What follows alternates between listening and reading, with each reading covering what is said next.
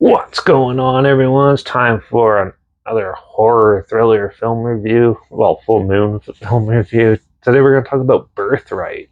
It was released sometime in 2003 and was directed by Devin Hamilton, who did films like Bleed, Shut Up and Kiss Me, Delta Delta Die, and Citizen Toxic, The Toxic Avenger 4.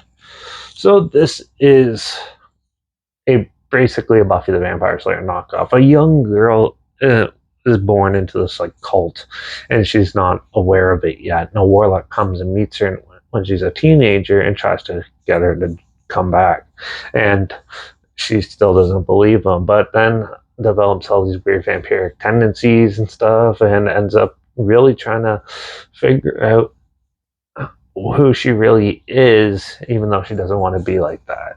This is your basic coming of age story mixed with a little bit of vampire stuff in it. There's not very much horror stuff in this. This is more of a personal drama film, and it really shows. Now, this is definitely not going to be for everyone because this is a micro budget movie. The acting is terrible in this. Cinematography is all right. It's pretty much shot on video type of cinematography. The characters are okay.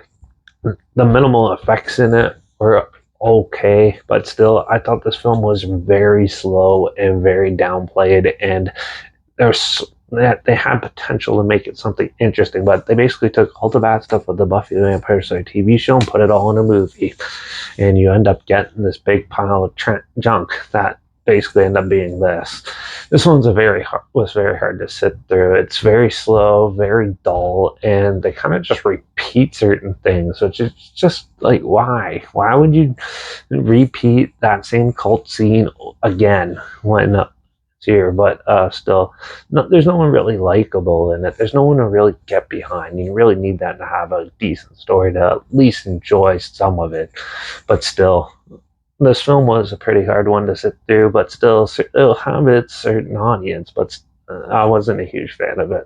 Also, this is released under full moon, but it was actually made by another company, and I think they just got the releasing rights for this, but still, yeah, this is definitely a very big disappointment. So I'm going to give Birthright a 1 out of 5. It was pretty disappointing, and overall, there's a lot more better vampire films, even non-horror vampire films out there. So yeah, but if this sounds like something you do want to check out, it is on Tubi, and I'll link it down below so you can watch it for free down there. Also, link down below is my Instagram, where I post clips of films I'm going to review in the future on my stories. You put the film title in there and some fun fact or history thing in there as well. Also, my Letterbox down below, Derek Reviews. That's where I post my first star rating after watching the films, and my Twitter's down below at reviews_Derek. So follow me on those platforms to stay in loop with this channel. Like this video, share some more people aware of it. Comment your opinions of the film down below if you have any. If you have any films or film franchises in any genre and on any streaming service that I want to hear my opinions on in the future, comment those down below too. I'll try my best to get to them as soon as I can and if I can find them. Also, let me know what your favorite full moon film is down below.